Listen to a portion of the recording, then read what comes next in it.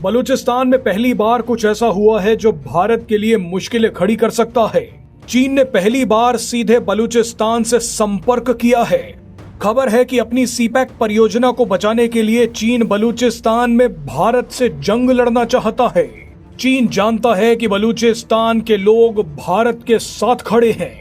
ये लोग खुलकर पाकिस्तान से आजादी और भारत से समर्थन मांग रहे हैं।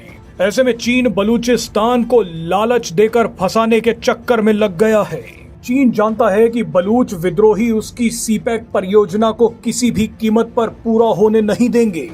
ऐसे में अगर अपनी परियोजना, पैसे और इज्जत को बचाना है तो बलूचिस्तान के लोगों से हाथ मिलाना होगा। लेकिन यहाँ पर चीन के लिए भारत सबसे बड़ी अड़चन है। इसका कारण अब आपको बताते हैं। दरअसल बलूचिस्तान के लोग और कई एक्टिविस्ट बोल रहे हैं कि अगर भारत ऑपरेशन सिंदूर को 7 दिन और चला लेता तो हम बलूचिस्तान को पाकिस्तान से तोड़ लेते। कागजी तौर पर तो बलूचों ने खुद को आजाद घोषित कर दिया है, मगर असली आजादी के लिए बलूचिस्तान को भारत के समर्थन की जरूरत है। ऐसे में चीन पागल हो गया है और बलूचिस्तान के नेताओं से मुलाकात कर रहा है। हालांकि चीन अभी तक बलूचिस्तान के गवर्नर से ही मिल पाया है, जिसे पाकिस्तान ने अपॉइंट किया है। ये भारत के लिए थोड़ी सी राहत की बात है कि बलूचिस्तान की जनता, एक्टिविस्ट और बलूच लिबरेशन आर्मी अपने ही गवर्नर को कुछ नहीं समझती, क्योंकि वो पाकिस्तान का प्यादा है। लेकिन चीन अब चाहता है कि वो सीधे बलूच लड़ाकों से संपर्क करे जो सीपैक परियोजना पर हमला करते हैं। अगर चीन बलूचिस्तान के लड़ाकों और बलूचिस्तान की जनता के पास तक पहुंच गया तो ये चिंता का विषय हो सकता है।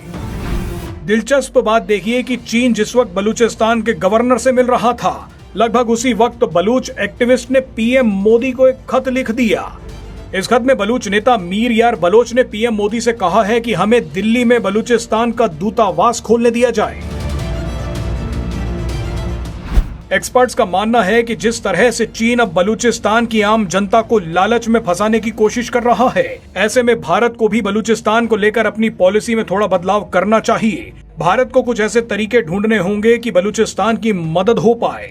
अभी तक भारत को बलूचिस्तान का पूरा समर्थन मिला हुआ है, लेकिन अगर चीन ने बलूचों को अपने जाल में फंसा लिया तो ये सही नहीं होगा।